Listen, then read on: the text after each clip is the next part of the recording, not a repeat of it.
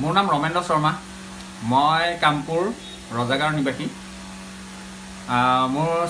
sub division Kathiatali চাৰিআলি হয় এপিডিচিএলৰ এজন গ্ৰাহক মই এটা ভাড়া ৰুম লৈ পেলাই মই এটা ক্ষুদ্ৰ ইণ্ডাষ্ট্ৰি চলাই আছো তাত মোৰ বিয়া আৰু সকলো ভিডিঅ' চিডিঅ' এডিট কৰা হয়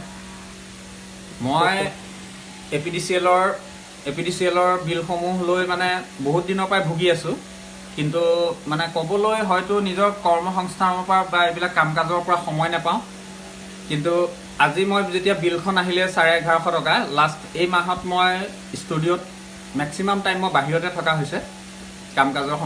হেৰিতে কিন্তু আজি মই ইউনিটটো মিলাই চাওঁ বুলি লওঁতে ইউনিটটো দেখিছোঁ প্ৰায় 500 মান ইউনিট ডিফাৰেন্স তে মই সেইটো কমপ্লেইন লৈ পেলাই কঠিয়াতলিৰ যিজন ভাৰপ্ৰাপ্ত আমাৰ এছডিঅ' ছাৰক ফোন কৰিলোঁ এছডিঅ' ছাৰক ফোন কৰি মোৰ প্ৰব্লেমটো ক'লোঁ যে ছাৰ যে আপোনালোকৰ যিজন মিটাৰ ৰিডাৰ আছে কমল নাথ বুলি কয় তেখেতে বিলটো নি থাকে লাইন নথকা টাইমত বিল এটা তেওঁ নিজৰ আইডিয়াত এটা বিল লৈ যায় তে ছাৰে কথাটো গুৰুত্ব দিয়া নাই আগতো মই কৈছোঁ গুৰুত্ব দিলে আজিও সেম কথাখিনি ক'লোঁ যে মই আজি নিজে হাতে লুটে ধৰিছোঁ যিটো মোৰ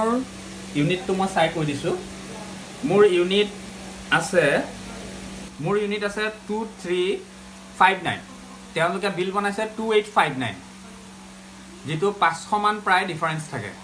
তে মই এছডিঅ' ছাৰ কথাটো কওঁতে এছডিঅ' ছাৰে মোক ভিডিঅ' বা ফটো কৰি পেলাই পঠাবলৈ ক'লে মই পঠালোঁ পঠোৱাৰ পাছত তেওঁলোকৰ মিটাৰ ৰিডাৰ আৰু এছডিঅ'য়ে দুইজনে মিলি পেলাই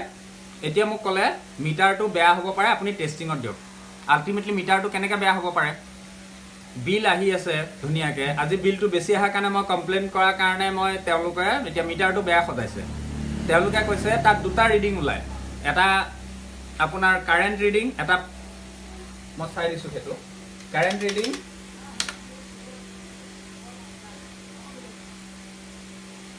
এটা আপোনাৰ আহে ইয়াত মই বিলটো দেখুৱাই দিছোঁ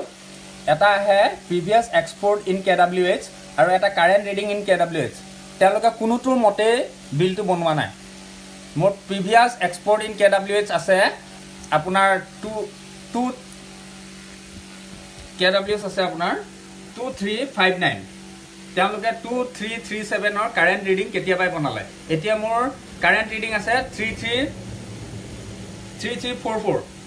তেওঁলোকে 334ৰ কোনো হেৰি এটা নাই তে তেওঁলোকে মোৰ আজি বিলটো 2859ৰ কিহৰ পৰা বনালে মই সেইটো কথা ছাৰক সুধোতে ছাৰে ক'লে আপোনাৰ মিটাৰটোত এটা বেটাৰী চিম্বল আহি আছে তে আপুনি মিটাৰটো টেষ্টিঙত দিয়ক বেটাৰীটো ড্ৰেইন হৈ গৈছে তে বেটাৰীটো ড্ৰেইন হৈছে যদি আপোনালোকৰ মিটাৰ ৰিডাৰ কিয় অভিজ্ঞ নহয়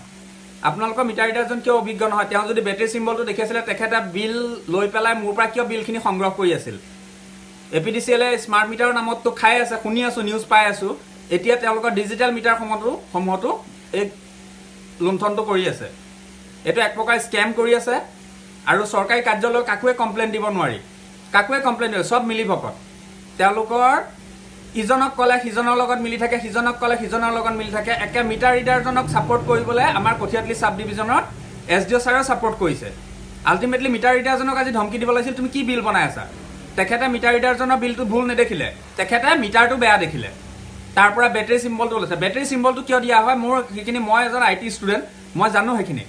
যে বেটাৰীটো দিয়া হয় কিহৰ কাৰণে যে যদি কিবা কাৰণে লাইন নাথাকে মিটাৰ ৰিডাৰজনে বিল সংগ্ৰহ কৰিবলৈ আহে তেতিয়া সেই বেটাৰীটো দি পেলাই মিটাৰটো অন হয় তে বেটাৰীটোৰ লগত যেতিয়া কাৰেণ্ট থাকে সেই মিটাৰটো কি সম্পৰ্ক থাকিব পাৰে বেটাৰীটোৰ লগততো কোনো সম্পৰ্ক থাকিব নাই বেটাৰীটো আমাৰ কাৰেণ্টটো চলি থকা নাই বেটাৰীত মিটাৰটো চলি আছে বিলটোৰ সম্পৰ্কত কি তেওঁলোকে সেইটো হেৰি লৈছে আৰু যদি বেয়া আছিল মানি লৈছোঁ আপোনালোকৰ মতে যদি বেয়া আছে গোটেইখিনি নলেজ নাথাকিব পাৰে মোৰ যদি বেয়া আছিল আপোনালোকৰ মিটাৰ ৰিডাৰ কিয় বিল সংগ্ৰহ কৰি আছে আজি ইমান দিনে আৰম্ভণিৰ পৰা সেই বস্তুটো কৰি আছে গোটেই বিল দেখুৱাব পাৰোঁ তেওঁলোকৰ প্ৰতিটো বিল উল্টা পুল্টা তেওঁলোকে যি মন যায় তাকে এটা ইউনিট বনাই পেলাই মোৰ পৰা বিলটো সংগ্ৰহ কৰি আছে এতিয়া মই সেইটোৰ ওপৰত কথা কওঁতে ক'লে মিটাৰটো বেয়া কাইলৈ মই মিটাৰটো দি পঠাম 1 মাহ লাগিব বুলি কৈছে এছডিঅ' ছাৰৰ ভইচ ৰেকৰ্ডিঙো আছে মোৰ তাত তেওঁলোকক মই মিটাৰটো দি পঠাম 1 মাহ লগাব মিটাৰটো মোৰ টেষ্টিঙত 1 মাহত তেওঁলোকে আকৌ মোক এটা এষ্টিমেটেড বিল দি পঠাব 5000 4000 কমাৰ্চিয়েল লাইন হয় এইটো গতিকে কি সব ফালৰ পৰা মই ভুক্তভোগী হ'ব লাগিব নে যদি বিভাগীয় কৰ্তৃপক্ষই এটো মোক বিচাৰ কৰি নিদিয়ে তেতিয়াহ'লে মই আইনৰ কাষ চাপিবলৈ বাধ্য হ'ম কাৰণ মই ইমানখিনি নোৱাৰো মই এটা ক্ষুদ্ৰ সংস্থান